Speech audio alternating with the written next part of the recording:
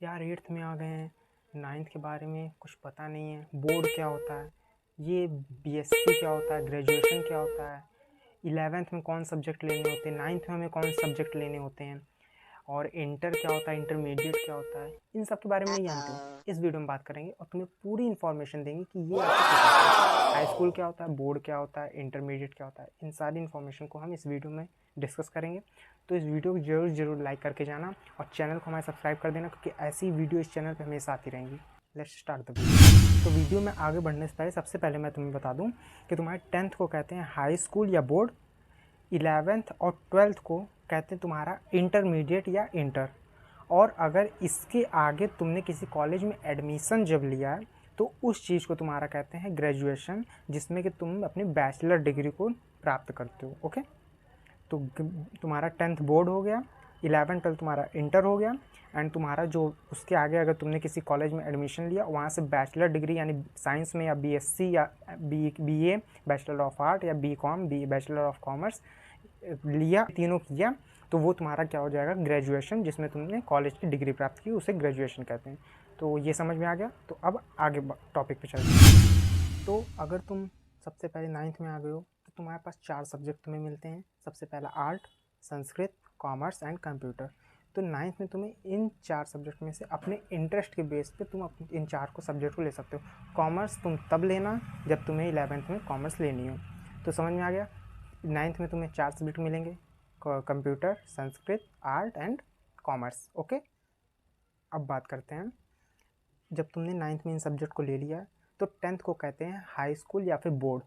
तो in general में बता रहा हूँ कि ये 4 सब्जेक्ट 9th में हर स्कूल में होते ही हैं, जिसमें से computer, Sanskrit, art and commerce आते हैं तुम्हारे। अब बात कर लेते हैं कि 10th में क्या यही सब्जेक्ट होते हैं। तो 10th में अगर चाहो तुम सब्जेक्ट चेंज शायद कर सकते हो, बट बहुत से स्कूलों में ये नहीं भी चेंज किया जा सकता, लेकिन कुछ स्कूलों में चेंज भी कर दिया जाता है। तो ये तुम्हारा था 9th और 10th का, कि जिसमें तुम्हें जो सब्जेक्ट 9th में लिया है तुमने, वो चीज़ तुम्हारा 10th में भी सेम रहेगा। अब बात कर लेते हैं 11th की। 11th में तुम आ चुके हो। 11th में अब तुम्हारी स्ट्रीम्स बढ़ जाती हैं, जैसे कि तुम्हारे पास साइंस हो गई, साइंस साइड, आर्ट हो गई, आर्ट साइड, एंड एक तुम्हारी कॉमर्स हो गई, कॉमर्स साइड। ठीक ना, 3 स्ट्रीम तुम्हारी बढ़ गई। अब देखो, अगर तुमने कॉमर्स लिया है तो तुम्हारा कॉमर्स साइड हो गया, उसमें तुम अपना अलग सब्जेक्ट लोगे। अगर तुमने साइंस लिया है तो साइंस में तुम्हारी 2 साइड होती हैं, एक मैथ साइड, एक बायो साइड। तो साइंस में तुमको 2 सब्जेक्ट लेने होते हैं, मतलब सब्जेक्ट चूज़ करने होते हैं मैथ और बायो में से। जब तुम 11th में आ गए हो तो मैथ और बायो में से तुम्हें एक चूज़ करनी होती साइंस साइड में। अब अगर तुम आर्ट साइड ले रहे हो, अगर तुम्हें आगे फ्यूचर में यूपीएससी की प्रिपरेशन करनी है तो तुम आर्ट साइड ले सकते हो। यूपीएससी की प्रिपरेशन तुम किसी भी साइड से कर सकते हो, ये तुम्हारे लिए बेनिफिट होता है। अगर तुम्हें गवर्नमेंट जॉब की तैयारी करनी है तो मैं तो सजेस्ट करूँगा कि तुम्हें आर्ट साइड लेना चाहिए। और तो आई होप तुम्हें समझ में आ गया होगा कि अगर तुम 11th में आ चुके हो तो तुम्हें 3 साइड मिलती हैं, science side, commerce side and art side. तो साइंस साइड में तुम्हारे 2 साइड होती हैं, बायो और मैथ की, जिसमें तुम बायो लोगे तो बायोलॉजी में चले जाओगे, मैथ लोगे तो मैथ साइड में चले जाओगे। मैथ में अगर तुम गए तो आगे जाके तुम्हें बीटेक करना पड़ेगा, जिसमें तुम टेक्निकल क्षेत्र में चले जाओगे। और अगर नीट तुम्हें देना है या फिर मेडिकल फील्ड में जाना है तो तुम्हें बायो लेना पड़ेगा। ओके, अब अगर और कॉमर्स साइड होती है जिसमें तुम्हें अगर बैंकिंग करनी है तो कॉमर्स साइड में चले जाओ, और एक आर्ट साइड होती है जिसमें कि अगर तुम्हें किसी गवर्नमेंट जॉब की प्रिपरेशन करनी है तो तुम आर्ट साइड में चले जा सकते हो। तो आई होप आज की वीडियो तुम्हें समझ में आई होगी। तो एक बार मैं वीडियो को समराइज़ कर देता हूँ। तो अब मैं वीडियो को एक बार पूरा समराइज़ कर देता हूँ। तो अगर तुम 9th में आ चुके हो तो तुम्हारे पास 4 सब्जेक्ट होते हैं, जिसमें कि तुम्हारे पास पहला कंप्यूटर, दूसरा संस्कृत, तीसरा तुम्हारा आर्ट एंड चौथा तुम्हारा कॉमर्स। तुम्हें इन चारों में से कोई एक सब्जेक्ट अपने इंटरेस्ट के बेस पे लेना है, और जिसमें से तुम अगर कॉमर्स लेते हो तभी लेना जब तुम्हें 11th में कॉमर्स लेना हो, तो बैंकिंग में जाना हो तो कॉमर्स लेना। अब तुम्हारा यही सब्जेक्ट तुम्हारे 10th में भी चलेंगे, जिसमें तुम्हें बोर्ड अपना देना पड़ेगा और वहाँ पे तुम्हें अच्छे नंबर गेन करने हैं। उसके बाद तुम जब 11th में आ जाओगे तुम्हारे पास होती है टोटल 3 साइड।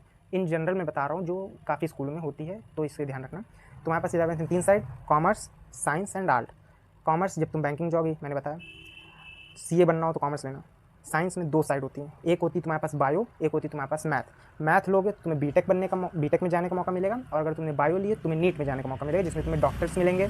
डॉक्टर्स अगर तुम्हें बनना होगा तो ये तुम्हारा बायो लेना। इंजीनियर बनना होगा तो मैथ लेना। समझ में आया साइंस साइड में। अब देखो तुम्हारी बची आर्ट साइड। आर्ट साइड यानी तुम्हें गवर्नमेंट की प्रिपरेशन करनी, गवर्नमेंट जॉब की प्रिपरेशन करनी है तो आर्ट साइड लो। मैं ये इसलिए कह रहा हूँ कि तुम्हारी इससे आर्ट साइड लेने से गवर्नमेंट जॉब की प्रिपरेशन में काफ़ी हेल्प मिलेगी। ओके, अब देखो तुम्हें अगर यूपीएससी करना होगा तो ये सारे चीज़ तुम लेके यूपीएससी कर सकते हो, बट आर्ट साइड के जो लोग होते हैं उनको थोड़ा फ़ायदा मिलता है क्योंकि यूपीएससी में आर्ट से थोड़ा ज़्यादा रिलेटेड तुम्हारा कनेक्शन ठीक बैठता है। अब बीएससी एमएससी क्या होता है, इस पर अगर तुम्हें अलग से वीडियो चाहिए कि ग्रेजुएशन क्या होता है, अब इतना बता दें कि 12th के बाद जो तुम्हें कॉलेज में, अगर 12th के बाद तुम नीट और जेई की प्रिपरेशन नहीं कर रहे हो तो तुम्हें कॉलेज में जाना पड़ता है। वैसे कॉलेज में सभी को जाना पड़ता है, बट अगर तुम्हें उस किसी सब्जेक्ट में, पर्टिकुलर सब्जेक्ट में तुम्हें अपनी स्पेसिफिक जानकारी अगर लेनी है तो तुम्हें बीएससी यानी bachelor of science, bachelor of commerce, bachelor of other art, इस तरह के बीएससी एमएससी होती है जिसमें तुम बैचलर होते हो। बीएससी के बाद तुम्हारा आता है एमएससी जिसमें तुम मास्टर उस सब्जेक्ट के बनते हो। ओके, तो आई होप ये वीडियो तुम्हें समझ में आ गई होगी। तो मिलते हैं नेक्स्ट वीडियो में नए टॉपिक के साथ। चैनल को सब्सक्राइब, वीडियो को लाइक कर देना। मिलते हैं नेक्स्ट वीडियो में नए टॉपिक के साथ। तब तक के लिए गुड बाय, टेक केयर।